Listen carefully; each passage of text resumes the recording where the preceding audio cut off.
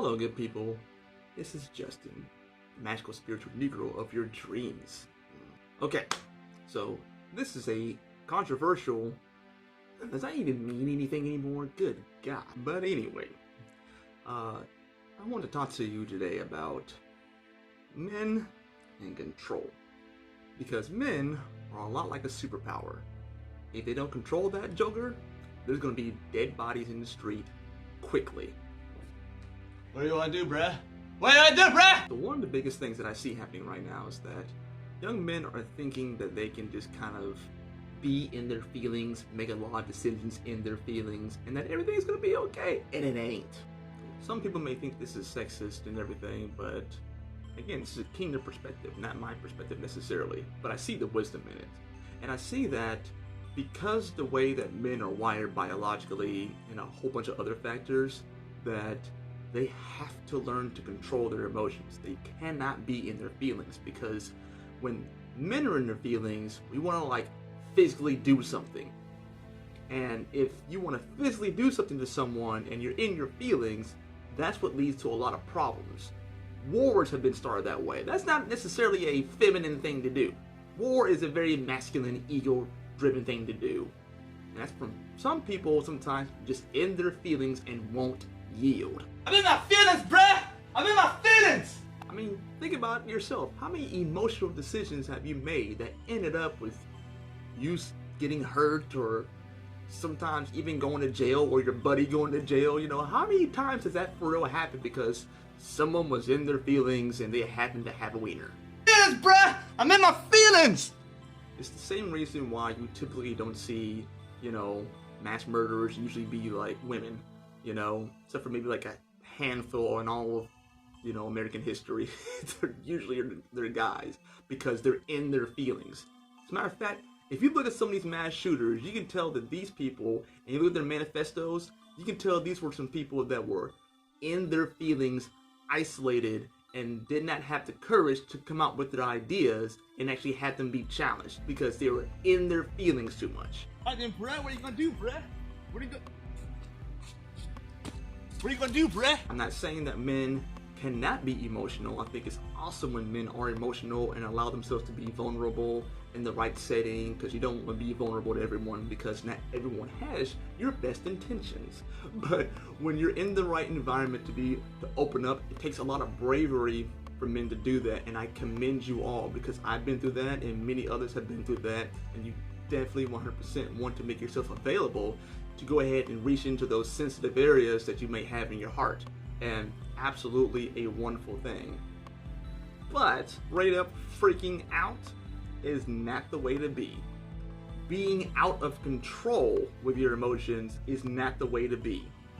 I see this stuff happens all the time in neighborhoods where I am, and the younger people that I minister to, in their feelings, they get in trouble because they were in their feelings in a moment someone made them mad or whatever it is, and then because again we're more physical, we're more hands-on, so to speak, then drama happens. And it happens not in a manipulative kind of way, it happens in a physical, violent way.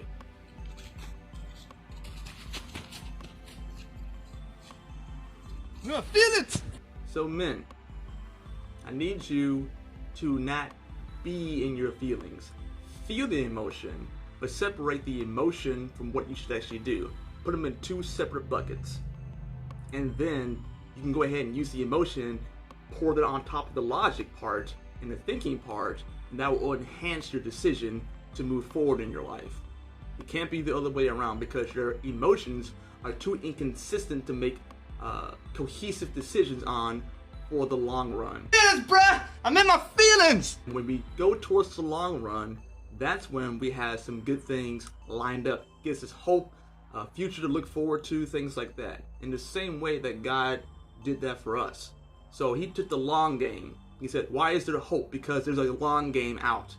And therefore you need to be patient and you need to be in control, so that when you make preparations for the long game, and because God is looking at the long game, now you have something to hope for, and then you can move forward in that. But if you're in your feelings, you're in the short term, then that means you get short-term results, short-term satisfaction, and then therefore the hope for the future becomes dimmer and dimmer and dimmer, and then you're kind of like, well, what's the point?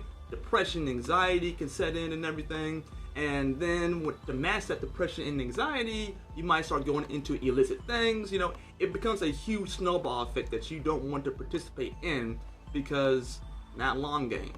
So be prepared to receive in the proper time, in the proper place.